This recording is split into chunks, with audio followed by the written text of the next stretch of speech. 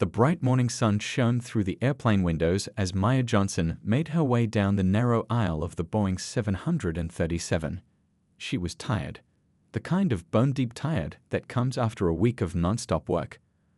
Her shoulders ached from carrying her laptop bag, and all she wanted was to sink into her seat and close her eyes for a few hours. Flight 372 to Washington, D.C. was nearly full, with people rushing to find their seats and stow their luggage. Maya checked her boarding pass again. Seat 3A, window seat, first class. She'd never been one to splurge on luxury, but after the week she'd had investigating corporate fraud in Chicago, the FBI had approved the upgrade. Just this once, she thought, she deserved a comfortable ride home. Maya found her seat and settled in, placing her simple black backpack under the seat in front of her. She wore blue jeans and a plain navy blouse, comfortable clothes for the 3-hour journey. Nothing fancy, nothing that screamed important. Her curly hair was pulled back in a simple ponytail, and she wore minimal makeup. No one looking at her would guess she was one of the Bureau's top financial crime investigators. The first-class cabin filled with business people in expensive suits, most of them typing frantically on laptops or speaking in hushed tones about quarterly reports and market forecasts. Maya stood out, and she knew it. She'd felt the stares as soon as she walked in. The quick glances of surprise, the raised eyebrows. She was used to it. 2 rows ahead, a man in an expensive gray suit was the last aboard first class. He moved with the confidence of someone used to people moving out of his way. Richard Hartman, CEO of Pinnacle Financial Group, handed his designer coat to the flight attendant without even looking at her. His gold cufflinks caught the light as he checked his Rolex watch with a frown. "We're running late," he complained loudly to no one in particular. "I have a meeting in D.C. this afternoon." The flight attendant, a woman with a practiced smile, assured him they would arrive on schedule. Hartman barely acknowledged her response as he took his seat, 1C, an aisle seat at the very front. Maya watched this interaction quietly. In her line of work, she'd learned to read people, and everything about Hartman, from his posture to his tone, screamed entitlement. She'd investigated enough corporate executives to recognize the type. What she didn't expect was for him to notice her. But he did. As the last passengers filed past to economy, Hartman turned to speak to his colleague across the aisle and caught sight of Maya. His eyes narrowed slightly, moving from her face to her casual clothes, then back again. The corner of his mouth twitched downward. Maya looked away, pulling out her phone to send a quick text to her sister before takeoff. She felt Hartman's gaze linger, but she ignored it. 15 years with the FBI had taught her when to engage and when to observe. This was definitely a time to observe. "Can I get you something to drink before takeoff?" The flight attendant had reached Maya's row, offering the same warm smile to everyone in first class. "Just water, please." "Sparkling if you have it," Maya replied. From the front row came Hartman's voice, just loud enough to be heard. "First class isn't what it used to be, is it, Tom? They'll let anyone in these days." His companion, a younger man with a nervous expression, nodded without enthusiasm. "Times are changing," he said vaguely, clearly uncomfortable. The flight attendant's smile faltered for just a second as she handed Maya her water. Their eyes met briefly, an unspoken acknowledgement passing between them. Maya thanked her with genuine warmth. As the plane began to taxi, Maya gazed out the window at the Chicago skyline. She should have been thinking about the case she'd just wrapped up, or the mountain of paperwork waiting for her back in D.C. Instead, she found herself thinking about her FBI badge, tucked safely in her backpack under the seat. She hadn't planned on using it during this flight. But something told her this journey might be more interesting than expected. The seatbelt sign dinged off as Flight 372 reached cruising altitude. Maya stretched her legs in the spacious first-class seat, grateful for the extra room after a week of cramped conference rooms and late nights poring over financial documents.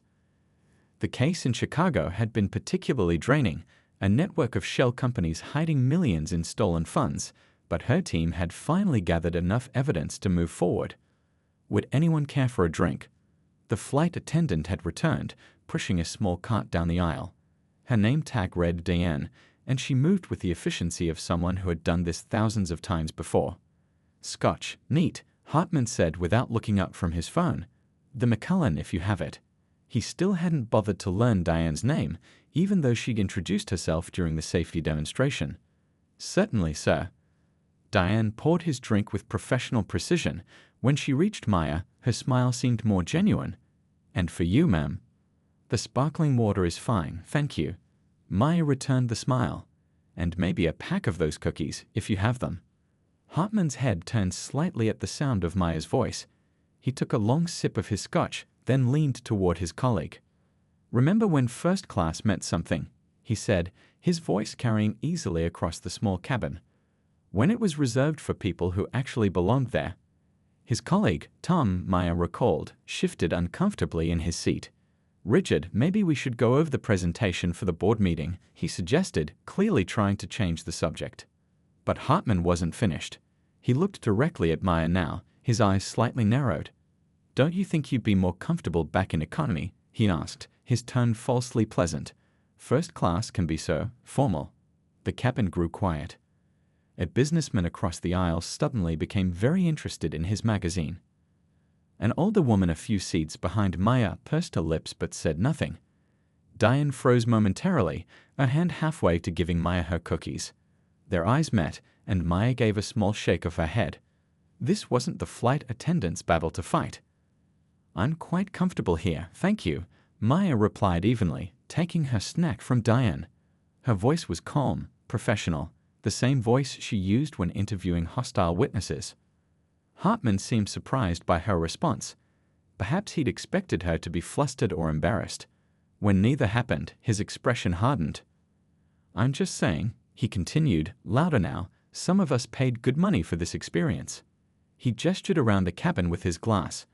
We expect a certain atmosphere. Sir, Diane interjected quietly, can I get you anything else with your drink? Hartman waved her away impatiently. No, I'm fine.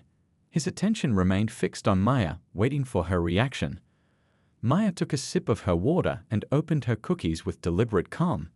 Years of FBI training had taught her how to keep her cool in tense situations. This was hardly the most threatening encounter she'd faced. Still, she felt her pulse quicken slightly, not from fear, but from a familiar sense of righteous anger that she'd learned to channel productively. You know, Hartman said to Tom, but clearly intending for Maya to hear, this is what happens when airlines start handing out upgrades to just anybody. The exclusivity is gone. Tom mumbled something noncommittal, his discomfort visible as he loosened his tie and pretended to check something on his tablet. A few rows back, a middle-aged couple exchanged glances. The woman leaned forward slightly, as if considering whether to say something, then thought better of it and sat back. Maya could feel the eyes of other passengers darting between her and Hartman. The atmosphere in the first-class cabin had grown thick with tension. She considered her options carefully. Making a scene wouldn't help anyone, and she wasn't one to play the do-you-know-who-I-am card unnecessarily. Instead, she pulled out her laptop, intending to review some case notes. But as she opened it, Hartman's voice cut through the cabin once more. What kind of work do you do? He asked, not bothering to mask his skepticism. That puts you in first class. The question hung in the air between them. A challenge, thinly disguised as conversation. Maya looked up slowly, meeting his gaze directly for the first time. Something in her expression made Hartman blink, a flicker of uncertainty crossing his face. I work for the government, she said simply. The plane hit a patch of turbulence, and the seatbelt sign dinked back on. The plane steadied after the brief turbulence. Maya closed her laptop and tucked it into the seat pocket. She'd been trying to focus on work, but Hartman's stares made it impossible to concentrate. An hour into the flight, and the tension in the first-class cabin hadn't eased. Diane moved through the cabin again, collecting empty glasses. We'll be serving lunch shortly, she announced with professional cheerfulness that seemed at odds with the uncomfortable atmosphere. Maya glanced out the window at the patchwork of farmland below. She thought about calling her brother when she landed. He always knew how to make her laugh after a tough day, and this flight was quickly becoming exactly that. Hartman was on his second scotch now. His cheeks were flushed, his voice slightly louder than before. He'd been typing aggressively on his phone since their last exchange, but Maya could feel his attention repeatedly turning toward her. Government work, he suddenly said, picking up their conversation as if there had been no pause. That explains it. Maya turned to find him looking directly at her, a smug smile on his face. Explains what? She asked, though she knew exactly what he meant. How you ended up here, he gestured around the first-class cabin. Taxpayer dollars, my dollars actually. He took another sip of his drink. What department? Let me guess, something with diversity quotas. Tom, his colleague, closed his eyes briefly in what looked like pain. Richard, I really think we should focus on the Henderson account. He tried again, sliding some papers toward Hartman. But Hartman waved him off. The alcohol had emboldened him, and he was focused entirely on Maya now. Several other passengers were watching openly, their expressions ranging from discomfort to disgust, though Maya wasn't sure if the disgust was directed at Hartman or at the fact that their peaceful flight had turned into this uncomfortable scene. I'm curious, Hartman continued, turning his body to face Maya fully. What exactly does someone like you do that requires first-class travel? Filing paperwork? Diversity training? Maya took a slow, deep breath. 15 years at the Bureau had put her in rooms with murderers, con artists, and hardened criminals. She'd faced down threats far worse than this man. Yet something about his casual cruelty, his absolute certainty in his superiority, made this different. I travel frequently for work, she said simply. Her voice remained calm, but her eyes held his gaze steadily. So you've said, Hartman replied with exaggerated patience, as if speaking to a child. But what kind of work? Because from where I'm sitting, it looks like the government is wasting my tax dollars flying random people first class. An older businessman across the aisle finally spoke up. Sir, perhaps you should mind your own business. Hartman turned to him with raised eyebrows. I'm just making conversation. He spread his hands in a gesture of fake innocence. Isn't that what people do on flights? Get to know each other? The businessman shook his head and returned to his newspaper, clearly unwilling to escalate the situation further. Hartman turned back to Maya, emboldened by the other passengers' retreat. So what is it you do exactly? Answer phones? Data entry? Must be something really important to justify this seat. Maya considered her options. She could continue ignoring him. She could explain that she'd earned her seat through years of hard work and dedication. She could even ask Diane to intervene, though that would likely only make the situation more uncomfortable for everyone. Instead, she decided on honesty, or at least partial honesty.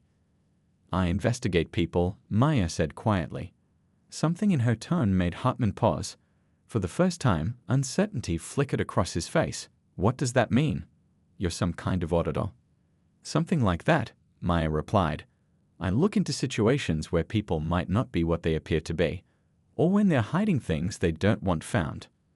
The lunch cart appeared at the front of the cabin, breaking the moment.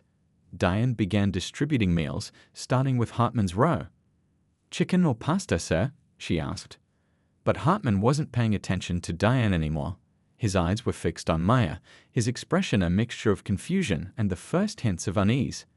The confident sneer had faltered, replaced by something more calculating. What department did you say you work for? He asked, his voice slightly less certain than before. Maya smiled slightly. I didn't say. Lunch was served with the usual efficiency of first-class cabin service. Maya accepted her chicken meal with a smile for Diane, who had been silently supportive throughout the uncomfortable exchanges. The aroma of warm food filled the cabin, and for a brief moment, everyone focused on eating rather than the tension that had been building. Hartman picked at his pasta without enthusiasm, stealing glances at Maya every few moments. His earlier confidence had cracked, replaced by visible curiosity and something that looked almost like worry. He leaned over to whisper something to Tom, who shook his head firmly and turned away, clearly wanting no further part in whatever Hartman was planning. Maya ate slowly, savoring the momentary peace. She thought about the case she'd just wrapped up in Chicago, a complex web of financial fraud that had taken her team months to untangle. It was satisfying work, bringing people who thought they were above the law to justice, people not unlike the man sitting a few rows ahead of her. Halfway through the meal, Hartman's voice cut through the quiet cabin once more. He had abandoned any pretense of speaking to Tom and addressed Maya directly. You know, I run a very successful company, he announced, his tone somewhere between boastful and defensive. Pinnacle Financial Group. Perhaps you've heard of it. Maya looked up from her meal and nodded slightly. I'm familiar with Pinnacle, she said carefully. And she was more familiar than Hartman could possibly know. We manage billions in assets, Hartman continued, straightening his tie as if for a business photo. I've been CEO for 8 years now. Turned the whole operation around. He paused, clearly expecting Maya to be impressed. Congratulations, she said simply, then returned to their meal. His face flushed with irritation at her lack of reaction. Look, I think we got off on the wrong foot here. The words came out strained, not quite an apology. I'm just trying to understand what kind of government work is important enough for first-class travel. An older woman sitting across from Maya sighed audibly. For heaven's sake, leave her alone, she muttered, just loud enough to be heard. Hartman ignored her. Is it the IRS? Department of Labor? He was fishing now, the alcohol making him both more persistent and less careful. Or is it something more interesting? Maya put down her fork and napkin, her patience finally wearing thin. She tried to handle this peacefully, to de-escalate, but Hartman seemed determined to push until he got a reaction. Mr. Hartman, she said, her voice quiet but firm, I've been polite, but your behavior is becoming harassment. I'd suggest you focus on your own meal and your upcoming board meeting rather than my travel arrangements. His eyes widened slightly. How do you know my name? How do you know about the board meeting? You've mentioned both several times, Maya replied calmly, though in truth, she'd recognized Richard Hartman the moment he boarded. His company had been on the FBI's radar for months. Hartman's expression darkened. What exactly did you say you investigate? His voice had lost its mocking tone, replaced by something harder, more demanding. Maya held his gaze steadily. I didn't specify. Well, I think I have a right to know who's watching me and my company, he said, loud enough now that everyone in first class was listening openly. If you're some kind of government agent, you should identify yourself. The moment stretched between them. Maya could see the other passengers watching, waiting for her response. Diane had paused at the edge of the cabin, a coffee pot frozen in midair. Maya reached down slowly to her bag under the seat. She'd hoped to avoid this moment, to handle the situation without revealing her position. But Hartman had pushed too far too publicly. She pulled out a small leather wallet and flipped it open, revealing the gold badge inside. She held it up just long enough for Hartman and everyone else in the cabin to see the letters FBI clearly displayed. Special Agent Maya Johnson, Financial Crimes Division, she said quietly. And you're right, Mr. Hartman. Pinnacle Financial Group has indeed come to our attention recently. The color drained from Hartman's face so quickly that Maya wondered if he might faint. The first-class cabin fell into a silence so complete that the hum of the airplane engines seemed suddenly louder. Maya tucked her FBI badge back into her bag calmly, as if she hadn't just turned the entire flight upside down. She took a sip of water and returned to her meal while Hartman sat frozen, his fork suspended halfway to his mouth. Tom, Hartman's colleague, was the first to recover. He abruptly gathered his papers and laptop, mumbling something about needing to review some numbers before relocating to an empty seat near the back of first class. The message was clear. He wanted no part of whatever was happening between his boss and the FBI agent. Diane moved through the cabin collecting empty trays, her eyes darting between Maya and Hartman. When she reached Maya, she leaned down slightly. Can I get you anything else? She asked, her voice warm with newfound respect. Coffee? Perhaps some dessert? We have chocolate cake today. Coffee would be wonderful, Maya replied with a genuine smile. Black, please. Of course, Diane nodded, then turned to Hartman. And for you, sir. Hartman didn't seem to hear her. His eyes were fixed on his tray table, his mind clearly racing. Diane waited a moment, then moved on without pressing the issue. The older woman across from Maya caught her eye and gave a small nod of approval. The businessman who had tried to intervene earlier actually chuckled quietly before returning to his newspaper. Throughout the cabin, passengers exchanged glances, many failing to hide small smiles of satisfaction at the turn of events. Maya pulled out her phone and pretended to check messages, giving Hartman space to process what had just happened. She wasn't officially working this flight. Her presence was pure coincidence, but she couldn't deny feeling a certain professional satisfaction at his reaction. His behavior had confirmed much of what the Bureau suspected about his character. 10 minutes passed before Hartman finally moved. He downed the remainder of his scotch in one gulp and signaled Diane for another. His hands trembled slightly as he straightened his tie and smoothed his hair, attempting to regain his composure. When Diane brought his drink, he thanked her by name for the first time since boarding. She acknowledged it with professional courtesy, but the coolness in her manner hadn't thawed. Maya was reviewing actual case notes on her phone when Hartman's shadow fell across her. He had moved to stand in the aisle beside her seat, drink in hand. The cabin immediately tensed again. "Agent Johnson," he said, his voice carefully controlled despite the alcohol in his system. "I believe there's been a misunderstanding." Maya looked up at him calmly. "Is there?" "I think you might have the wrong impression of me and my company," he continued, his businessman persona firmly back in place. "Pinnacle operates with the highest ethical standards. If there are any concerns, I'm sure they can be addressed through the proper channels." "I'm sure they can," Maya agreed neutrally. Hartman lowered his voice. "Look, I apologize if my earlier comments seemed inappropriate. It's been a stressful week." Maya studied him for a moment. The apology wasn't genuine. It was damage control, nothing more. Still, she nodded slightly, acknowledging his words without accepting them. "If you'd like to discuss this further," Hartman pressed, sliding a business card onto her tray table, "my office is always open. I pride myself on cooperation with all government agencies." "I'll keep that in mind," Maya said, neither taking the card nor pushing it away. Hartman hesitated, clearly expecting or hoping for more. When Maya remained silent, he eventually returned to his seat, the confidence in his stride noticeably diminished. As he sat down, Maya couldn't help overhearing the older woman across from her mutter, "That's what you call getting your comeuppance." Diane returned with Maya's coffee and placed it carefully on her tray. "On the house," she said with a smile that reached her eyes. "And the captain asked me to inform you that he'd be honored if you visit the cockpit before landing.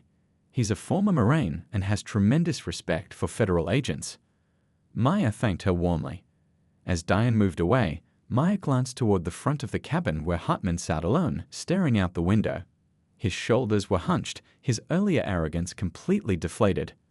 For the remainder of the flight, not a single passenger asked to be reseated away from Maya.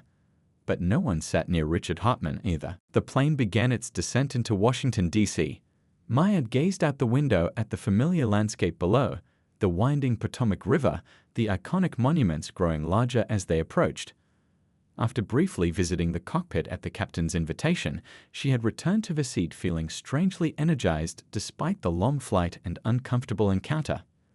Back at FBI headquarters, Maya's team had been investigating Pinnacle Financial Group for nearly 6 months. They suspected the company of insider trading and possibly money laundering, but building a solid case had proven challenging. Hartman was clever, his company's paper trail deliberately complex. As the plane dipped lower, Maya found herself thinking about the case files waiting on her desk. The encounter with Hartman had been purely coincidental. She hadn't expected to meet the subject of an ongoing investigation at 30,000 feet. But now that she had, she couldn't help analyzing every detail of their interaction. His arrogance, his sense of entitlement, the way he'd spoken to the flight attendant without looking at her, how quickly he'd tried to intimidate Maya when he'd assumed she didn't belong. And perhaps most revealing, his immediate attempt to damage control once he realized who she was. These weren't just the actions of an unpleasant man, they were behavioral patterns that fit perfectly with the profile her team had been developing. Men like Hartman believed rules existed for others, not for them. They navigated the world expecting deference, and when they didn't receive it, they became hostile. The same personality traits that had led him to belittle a stranger on a plane were likely the same ones that would lead him to bend or break financial regulations when it suited his purposes. The plane touched down with a gentle bump, pulling Maya from her thoughts. As passengers began gathering their belongings, she pulled out her phone and sent a quick text to her supervisor, "Need to talk about Pinnacle." Had unexpected face-to-face with Hartman. Informative. Diane appeared at her seat. "Agent Johnson, the captain has arranged for you to deplane first, if that's convenient for you." Maya was about to politely decline the special treatment when she caught sight of Hartman watching their exchange. The look on his face, a mixture of disbelief and simmering resentment, made her reconsider. "That's very kind," Maya replied. "Thank you." As the door opened and Maya prepared to leave, Hartman suddenly appeared beside her in the aisle. "Agent Johnson," he said quietly, forcing a smile that didn't reach his eyes. "I hope we can put this unfortunate misunderstanding behind us. I'd hate for a simple case of mistaken assumptions to color your professional opinion." Maya studied him for a moment. Even now, he couldn't bring himself to offer a genuine apology. Even now, he was calculating, trying to manipulate the situation to his advantage. "Mr. Hartman," she replied, keeping her voice low enough that only he could hear, "in my experience, people rarely show their true character during formal interviews or official meetings. It's in unguarded moments, when they think no one important is watching, that they reveal who they really are." His smile faltered slightly. "Have a good day," Maya added pleasantly, then turned and walked down the aisle toward the exit. Behind her, she heard Tom awkwardly trying to reconnect with his boss. "Tough break, Richard. What are the odds of sitting near an FBI agent? Talk about bad luck." But it wasn't bad luck, Maya thought as she thanked the captain and crew before stepping into the jetway. It was the natural consequence of believing yourself untouchable. Men like Hartman moved through the world leaving ripples of discomfort and hurt in their wake, rarely facing consequences for their actions. Until they pushed the wrong person. Until they made the wrong assumption. Her phone buzzed with a response from her supervisor. "Office. ASAP." Maya smiled slightly as she headed toward the terminal. The case against Pinnacle Financial had just become personal, and if there was one thing Maya excelled at, it was being thorough. Richard Hartman's day was about to get much worse than just an uncomfortable flight. What he didn't know yet was that his company's financial records had already raised multiple red flags. The Bureau had been watching, gathering evidence, building a case. And now, after meeting him in person, Maya had a better understanding of exactly what kind of man they were dealing with. 3 months passed quickly. Maya's team worked tirelessly, piecing together the complex web of financial transactions that Pinnacle had tried so hard to hide. The evidence mounted day by day: suspicious wire transfers, falsified trading reports, offshore accounts carefully disguised behind shell companies. In her 15 years with the FBI, Maya had seen all kinds of financial crimes, but Pinnacle's operation stood out for its boldness. Hartman hadn't just bent the rules, he'd acted as if they didn't apply to him at all, just like on the plane that day.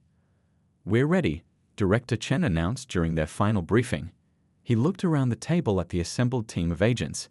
"The judge signed off on the warrants this morning. We move tomorrow at 9 a.m. Maya nodded, feeling the familiar mix of tension and satisfaction that came at the end of a major investigation. Tomorrow would be the culmination of nearly 9 months of work, and it had been her insights after the flight that had helped them connect several key pieces of evidence. The next morning dawned clear and cool. Maya adjusted her FBI windbreaker as she stood outside Pinnacle Financial's gleaming headquarters in downtown D.C. 20 agents were positioned strategically around the building. Inside, Hartman would be preparing for his regular morning meeting, unaware that his world was about to collapse. "Teams in position," came the voice through her earpiece. "Ready on your signal." Maya took a deep breath. "Move in," she commanded. What followed was organized chaos, agents flowing through the building's main entrance and service areas simultaneously. Security guards stepped aside, recognizing the federal warrants. Employees froze at their desks as agents moved efficiently through the floors. Maya led the team headed for the executive suite on the top floor. The elevator ride up was silent, each agent mentally preparing for their assigned tasks. When the doors opened, they moved quickly down the hallway toward the boardroom where Hartman's daily meeting would be underway. Maya pushed open the door without knocking. Richard Hartman was standing at the head of a long table, mid-sentence in what appeared to be a presentation. He stopped speaking the moment he saw her, recognition dawning immediately on his face. "Richard Hartman," Maya announced clearly, "I have a federal warrant for your arrest on charges of securities fraud, wire fraud, and money laundering." The other executives at the table sat in stunned silence as 2 agents moved forward to handcuff Hartman. Papers were scattered across the polished table, financial reports that Maya knew contained carefully constructed lies. On the wall-mounted screen behind Hartman, a graph showed Pinnacle's supposedly remarkable growth over the past 5 years. "This is absurd," Hartman sputtered, but the confidence that had been so evident on the plane was cracking badly. "I demand to call my attorney immediately." "You'll have that opportunity," Maya assured him professionally. "Right now, I need you to come with us." As the agents led him toward the door, Hartman turned back to Maya. "This is about the plane, isn't it? You're doing this because of what happened on that flight." Maya met his gaze steadily. "No, Mr. Hartman. We're doing this because you stole millions of dollars through fraudulent trading practices. The evidence of your crimes is extensive and well documented." She paused. "The plane was just where I got to see the real you." The walk through Pinnacle's offices was one Hartman's employees would talk about for years. Staff members watched in disbelief as their CEO was escorted out in handcuffs, his carefully constructed image of success and power crumbling before their eyes. Outside, news crews had already gathered. Someone had tipped them off. These arrests never stayed quiet for long. Camera flashes popped as Hartman was guided toward an unmarked FBI vehicle. A reporter thrust a microphone toward Maya. "Agent, can you comment on the charges against Mr. Hartman?" Maya gave the standard response she'd prepared. "Richard Hartman and several executives of Pinnacle Financial have been charged with multiple counts of financial fraud. This has been an extensive investigation, and we're confident in the evidence we've gathered." What she didn't mention was their encounter months ago. That remained between them. A private moment of recognition that had shown her exactly who Richard Hartman really was when he thought no one was watching. 6 months later, when Hartman accepted a plea deal rather than face trial, Maya received a commendation from the Bureau for her work on the case. The official report never mentioned a chance meeting on a flight from Chicago. It didn't need to. Justice had been served, not because of personal vendetta, but because Hartman had broken the law and assumed he would never face consequences. He had been wrong.